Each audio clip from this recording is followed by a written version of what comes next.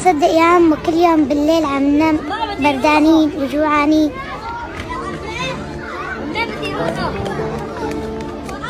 ما عنا حطب.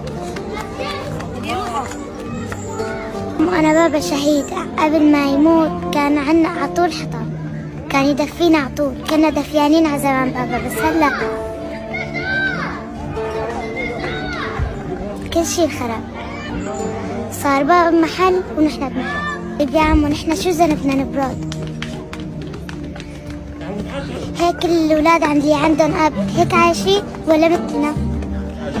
طيب يا عمو ابنك نام مرة بس مرة بدون أكل هو بردان؟ طبعا لا. شو ذنبنا نحن؟ كل الأولاد اللي عندهم أبهات عطول عم بيناموا دفيانين.